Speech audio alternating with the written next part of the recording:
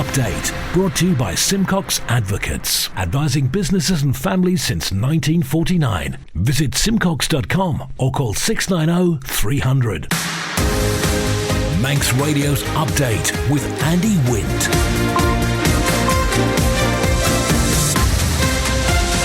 Faster my good evening, it's 5:30. This is Update for Tuesday, 19th of September 2023 from Manx Radio. 30 minutes to look at the latest news on the Isle of Man. And background to that news, we got Manx Sport and Business and Sea Watch and travel updates and the newsmakers in person. This evening is the minimum wage shift, a stealth tax on employers. 43,000 TT visitors spent £31 million here this year. Does the Isle of Man need national park designation? Helping those experiencing self-neglect, and 500 people set to attend the Government Conference from tomorrow. Man Benham for all your business and legal needs. First of all, at 29 minutes ahead of 6 o'clock, the Update News headlines. Faster my Siobhan Fletcher. Faster my. Police are asking the public to remain vigilant in the Ramsey area as the search for a missing man continues this evening. A multi-agency search is ongoing in the town in the hopes of locating 39-year-old Jamie Barrow. Anyone with any information that could assist the search is urged to contact police headquarters on 631 212. It's estimated over 43,000 people visited the Isle of Man for this year's TT races. That's according to results from a recent survey, which also says visitors spend during the event came to around £36.1 million. The Isle of Man Steam Packet Company has confirmed this evening's crossing to Heysham will go ahead as scheduled. However, it will now be facilitated by the Ben McCree rather than the Manxman. Turning to the international news now, and the UK government says it'll send officials to take over the running of Birmingham Council after it declared itself effectively bankrupt. Michael Gove says residents and businesses in the city deserve better. US President Joe Biden says the world must stand up to Russia's naked aggression and support the people of Ukraine. He's told the UN General Assembly that Moscow alone bears responsibility for the war. And more schools in England have been added to the list of buildings containing a type of concrete that's prone to collapse. Education Secretary there, Gillian Keegan's told MPs children prefer being taught in the temporary classroom set up at some of the affected sites. They're your headlines. News at 6. Man Benham. Contact us by phone, video call, email or face-to-face. We're happy to connect with you. Manx Radio Weather with Manx Glass and Glazing. Goromaya, thank you. Siobhan from the Ronaldsway in Metalvus. There is a gale warning in operation for the North Irish Sea. State of sea is rough and very rough later tonight. Cloudy on the Isle of Man, mostly dry at the moment in the strong southwesterly. After rain, more rain's coming in, often heavy on that strong to gale force southwesterly, and we're down to 12 degrees through the night. For Crane, Wednesday a dry start with sunny spells, isolated showers later on, a fresh to strong southwesterly, up to 17. Tomorrow the overnight minimum 11 into Jardine, dry with sunny spells at first, showers on the way later. Top temperature for Thursday 15 Celsius. Sunsets tonight 26 minutes past 7. Low water is a minute to 9. The high water overnight 11 minutes before 3. There's a yellow weather warning for coastal overtopping around that time. Sunrise a minute to 7. And low water tomorrow morning at 7 minutes past 9. Manx Glass and Glazing are proud to be an approved contractor with Construction Isle of Man. Call the team on 674 573 or visit the showroom on the Snugborough Trading Estate.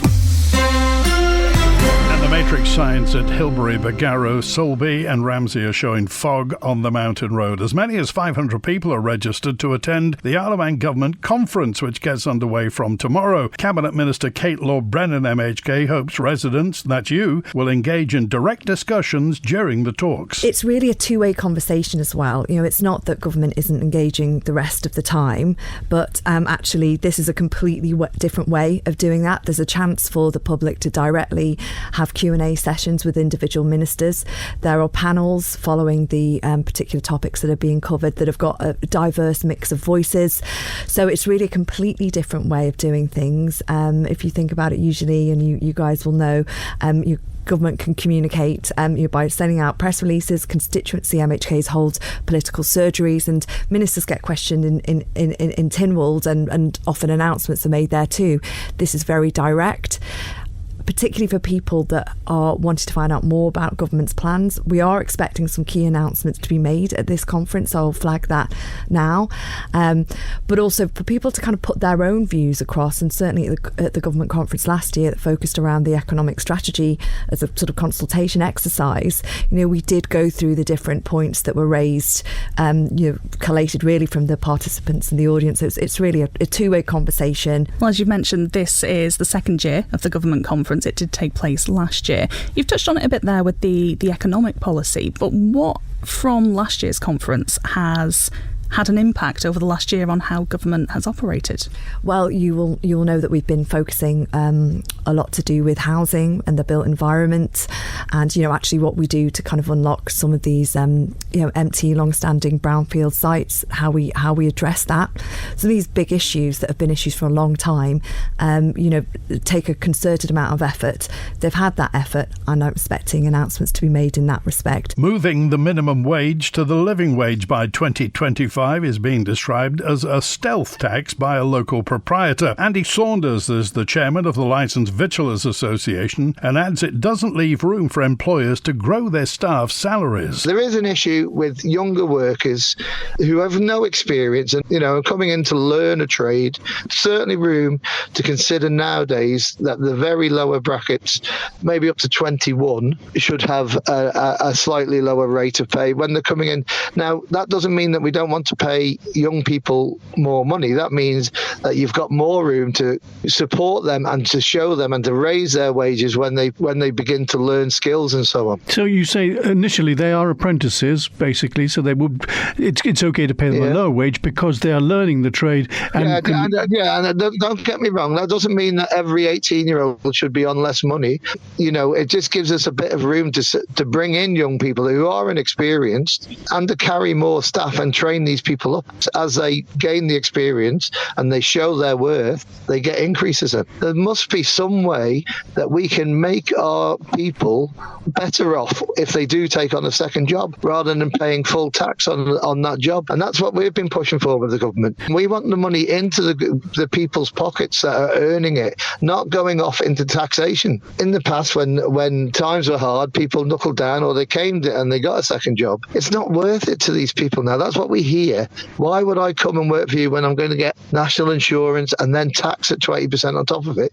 And it's not coming in. And that's why the government is pushing the minimum wage. There are some very progressive people in our house at the minute, and they're trying to do it for the right reason. But I see at the moment the main thrust of this administration is to drive extra taxation by pushing up this boundaries without actually adjusting the national insurance and tax allowances to allow that money to get into the pockets of the Manx people. The Isle of Man in 30 minutes. Update on Manx Radio with Andy Wint. It's estimated over 43,000 people visited the Isle of Man for this year's TT races, according to results from a recent survey, which also says visitor spend during the event came to just over £36 million.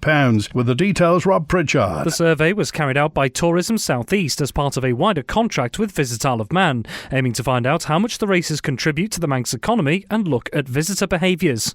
In total, 1,587 passenger groups were interviewed as part of it, either at the Sea Terminal or Ronaldsway Airport between the 25th of May and the 25th of June.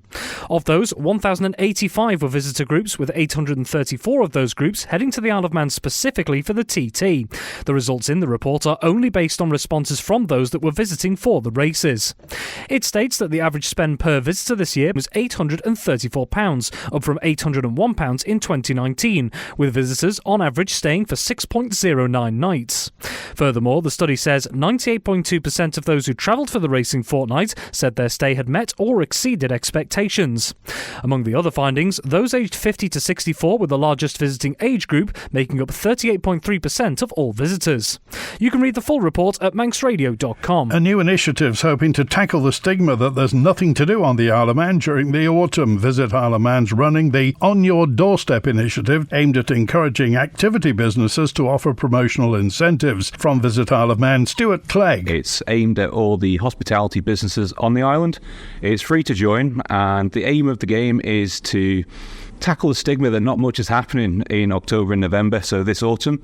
So we've reached out to activities and attraction partners, and they can still get in touch. We'll be creating a listing on a dedicated page on the Visit Isle of Man website. We'll have a marketing campaign and a marketing strategy aimed at driving traffic to that website. We'll do all the work. You kind of just need to fill in all details about potential offers. It doesn't have to be discounts, it can be value added. It's to get the locals and residents alike excited about making the most of the Isle of Man in this autumn. We still find people are doing staycations. We've had a really positive response to On Your Doorstep so far. It was originally aimed at just activities and attractions. However, we've actually had food and beverage companies and we've had accommodation providers reach out to be involved.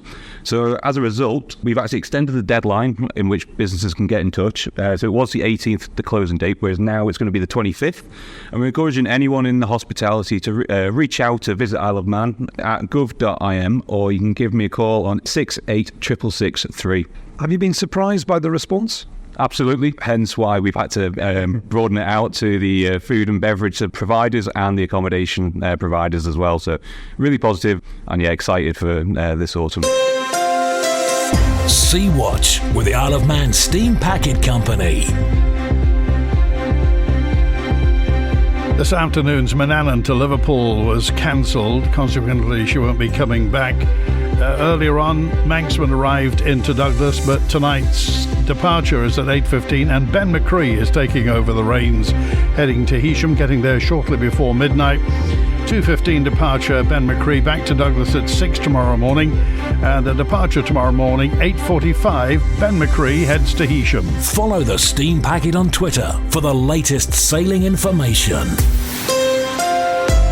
18 minutes before 6, this is Update on Manx Radio. I'm Andy Wint. It's hoped a conference today will highlight the help available for those experiencing self-neglect. Sylvia Manson is an expert in the field and has been speaking at the event. Self-neglect includes a range of behaviours, including hoarding behaviour. So self-neglect can be where people stop caring for themselves, for their self-care, for the care of their health, for their mental health.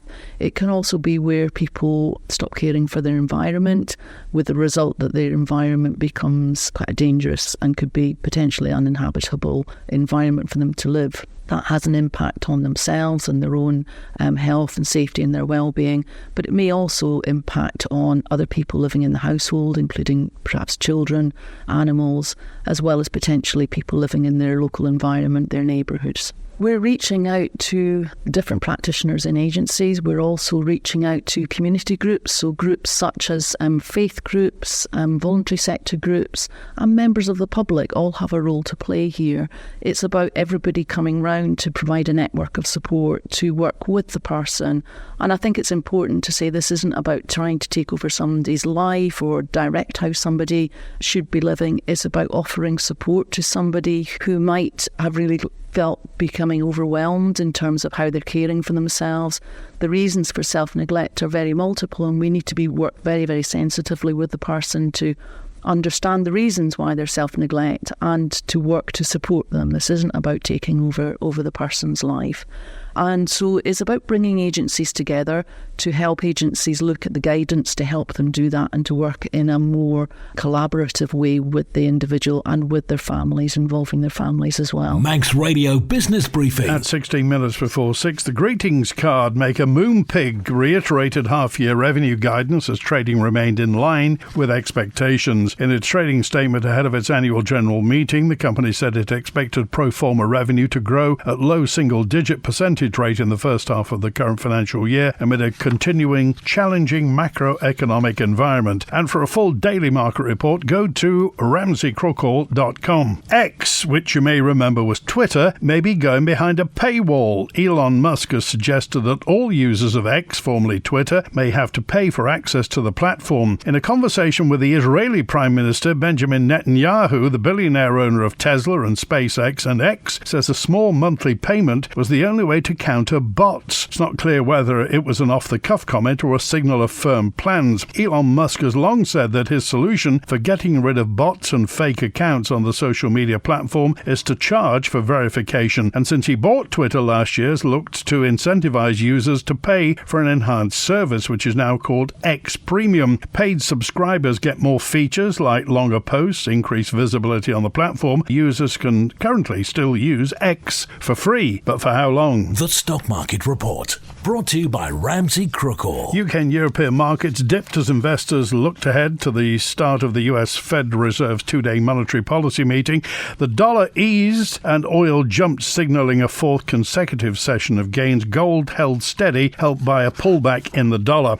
And the numbers now from Ramsey Crookall. At the close in London, the FTSE 100 up almost 0.1% at 7,660. In Frankfurt, the DAX closed down almost 0.5% at 15,656. A short time ago in New York City, the Dow Jones Industrial down 0.2% at 34,394. The Nasdaq Tech Stocks Index is down 0.75% at 15,107. And the S&P 500 in the Midwest is down 0.6% at 4,426. In the exchange markets, the British pound sterling is trading at $1 23.8 cents, €1 15.9 cents, and 23 South African rand 45.5 cents. In commodities, gold's up barely 0.1% at $1,932 per troy ounce, and a barrel of Brent crude up 0.75% at $95.22. You've got an investment plan? Yeah, Mike set it up. But don't you need loads of money to do that? Not this one. It's called Shearwater from Ramsey Crookall, and you pay in monthly as little as £100. So it's like saving regularly, really helping us invest in the future for a house or the kids' education. £100 a month? I could easily do that. You should. The sooner you start, the better. Invest in your future with as little as £100 a month. Shearwater from Ramsey Crookall, the island's investment specialist for 75 years. Call 717171 or visit ramseycrookall.com. Licensed and regulated by the Isle of Man Financial Services Authority. Arbery and Russian commissioners are calling for areas of national beauty on the Isle of Man to be designated as national parks. The local authority is responding to a consultation in the Isle of Man Strategic Plan Review and is urging its residents to have their say. With more details, our local democracy reporter Emma Draper. Arbery and Russian commissioners say that national park status should be given to upland areas and glens, which could be classed as national assets to the economy and the environment. The commissioners add they would like to see a policy basis which could safeguard a national park and also recognise them as a benefit to tourism. It's also hoped the government would acknowledge that this status could contribute to renewable energy targets. The local authority claims that other topics raised in the government's preliminary publicity consultation lack clarity, guidance and consideration. Chair of Arbery and Russian commissioners, Stan Pilling, says the board will be submitting its recommendations to the consultation and hopes residents will do the same. We need to protect our glens and uplands. There's no protection of them at the moment. What we need is to protect them. And one of the areas we thought we could go down, which would suggest in this new plan that we have a national park. We have a land mass of 572 kilometres on the Isle of Man. 6.5% is occupied by dwellings. So we've got a lot of countryside to protect. We don't want to influence people's views. By the same token, we don't want people to miss out on their opportunity to do something about it. Update brought to you by Simcox Advocates. Manx Radio Sport. Fast am I, Rob Pritchard. Fast am I. Good evening. Starting with football, and FC Isle of Man's NWCFL Premier Division clash at Earlham tonight has been postponed. It's been called off due to weather warnings in place throughout parts of the UK. It had been due to kick off at the RG3 Digital Stadium in Manchester at 7:45pm tonight. A rearranged date will be confirmed in due course. It means FC Isle of Man's next fixture will be this coming Saturday, the 23rd of September, away at AFC Liverpool, kicking off at 3pm. In golf, Manx golfer Anna Dawson raised the bar once more at the weekend to secure her new highest finish on the Ladies European Tour. Competing in the VP Swiss Bank Open at Golf Park Holzhausen in Switzerland from the 15th to the 17th of September, Dawson ended the three-day event on a score of 1 under par to finish tied 33rd in the standings. After finishing the first day at 1 over par, Dawson then consistently improved in the following 2 days. Day 2 saw the Peelbourne player finish on par before she went one shot better after making the cut for the final day. It eclipses is her previous highest placing on the leaderboards of the Tour of tied 39th spot, which she managed at the Amundi German Masters back in June. Meanwhile, the weekend saw the Isle of Man's netball season get underway, with Route 1 Connections making the most telling impression on the opening day in the top flight. Their 38-17 victory over Ballasalla puts them top of the Premiership table on week 1, with Simcox Blue Eagles and Thompson 1 also registering wins. Elsewhere in the Championship, there were wins each in the curtain raisers for Ballasalla B, Misfits A, Thompson 2 and Castletown Celts. And finally, the Special Olympics Isle of Man squad are heading out today for their latest competitive venture. The Manx team is heading to Gibraltar for the annual Gibraltar National Games being held from tomorrow until Friday. Competing there will be a team of 17 athletes and 6 coaches from the Isle of Man. They'll take part across 5 sports of athletics, bowling, swimming, bocce and football. The opening ceremony for the Games will be held at Lathbury Sports Complex from 6 p.m. tomorrow night. Manx Radio Travel, driven by Quayside Tyres and Service Centre. Inbound at Ronaldsway, the 5:25 Loganair from Manchester won't be in until around 6 o'clock. The 10:08 Loganair from London City's on time. The returning patient transfer Loganair from Liverpool at 5 to 8 won't be in until 8:30. But the 8:15 EasyJet from London Gatwick is currently showing on time. Outbound, 6 o'clock Loganair to Liverpool's delayed until 6:30, hence the delay coming back. 8:45 EasyJet back to London Gatwick is showing on time. On the roads, of course, it's Interruption City at the Newcastle Town Road, closed between Spring Valley Roundabout and the bottom of Richmond Hill for resurfacing. The junction at the bottom of Richmond Hill has been reopened. Traffic diverted along the Energy from Waste Plant access road to the top of Quegg Hill. In Ballasalla, you've got temporary lights on Douglas Road at Balfane Roundabout for service disconnection. Temporary lights in St John's between Ballacrane and Balig Bridge. Also near Ballabeg, the Ballagorn Road is closed for ditching works. In Douglas, temporary lights back in at Victoria Road at the Falconcliffe Terrace junction for water main work. Falconcliffe Terrace is closed for that work. That's for about another week or so. Till the middle of June next year, Hillside Avenue is closed. The connection through to Circular Road for adjacent office window replacement. Mona Drive in Douglas is closed between Empire Drive and Victoria Road for sewer lining works, and still that closure at Ballabrewy Drive for another couple of weeks. Between Devonshire Road and Ballabrewy Way, they're doing gas main work there. H&H Motorcycles.in for all your motorcycle requirements. Southgate Industrial Estate, opposite Quayside Tyres. Call 665646. And remember, you're being urged to check garages, outbuildings and dash cams around the Ramsey area as police search teams are continuing to look for Jamie Barrow, 39-year-old Jamie Barrow around Ramsey. You may have noticed an increased presence of personnel in Ramsey. They're looking for Jamie Barrow. Please check garages, outbuildings or any derelict property. And if you have any information, call police headquarters on 631212. An organisation that specialises in artificial intelligence has hopes business across the island will embrace the technology. However, there are questions worldwide about how this will affect the jobs market, as investment bank Goldman Sachs predicts as many as 300 million jobs could be lost to automation. Jason Roberts from eSkills Isle of Man says we should remain cautious. What AI does isn't really magic. What it will do for small businesses is save an awful lot of time. It's not really designed to do things that humans can't. It's just designed to do things human can, but much, much quicker. As a one-man band myself, as a small business person, I know there are tasks that I really hate doing. They're really time-consuming. And AI really, for that level of business, helps cut the amount of time that you have to spend doing those tasks. I tend to use it for business planning. What I'm not really good at is the administrative side of businesses. And so, in fact, I asked ChatGPT to write a business strategy for me, write a business plan that I could put before people. And it does a pretty good job of that if you give it enough information about yourself. If you don't give ChatGPT enough information, what it will do, and it's a problem with some AIs, is it'll hallucinate those details for you. So if it doesn't know the answer, you'll find at times it will just invent one. They can be nonsensical. They can be fairly serious. So I'd always urge people to keep an eye on what they're using from an AI.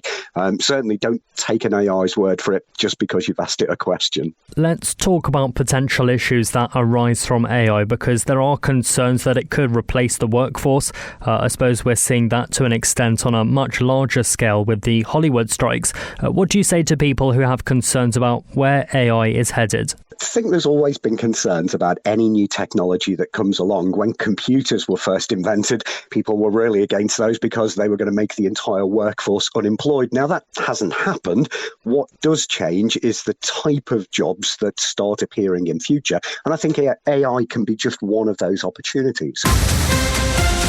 Update brought to you by Simcox Advocates, advising businesses and families since 1949. Visit simcox.com or call 690 300. We can expect to see a lot more legislation go through Tynwald in the coming years as newer MHKs have now found their feet, says Tanya August Hanson MLC, who says critiques that Keys members don't seem bothered about changing the law are unfair. There's not as much interaction, I don't think, that as what would have gone in the last administration. I don't necessarily think it's a disinterest. I do think that there is a degree of interest from the House of Keys in legislation, and particularly from those that were on the backbenches in the last administration that are used to dealing with legislation, whether as it travels through the branches or if it's in Tynwald Court as secondary.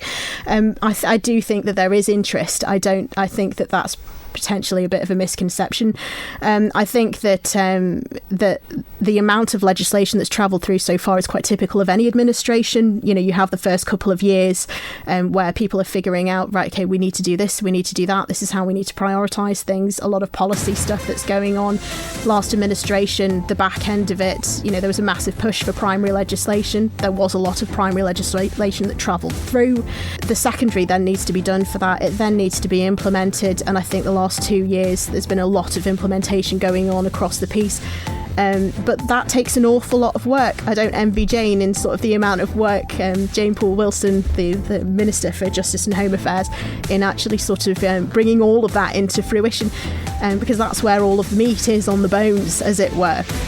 That's it for Update Tonight, brought to you from the resources of Manx Radio's news department. Thanks to newsreader Siobhan Fletcher and producer Beth Espy.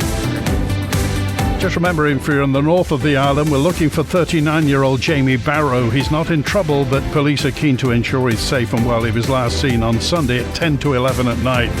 Police headquarters on 631212. After the news at 6, Kiri and Simon with Countryside, Chris Kinley with the greatest hits at 6:30, The Folk Show with Jumpin' John Barker and Dave Moore on The Late Show tonight. WINT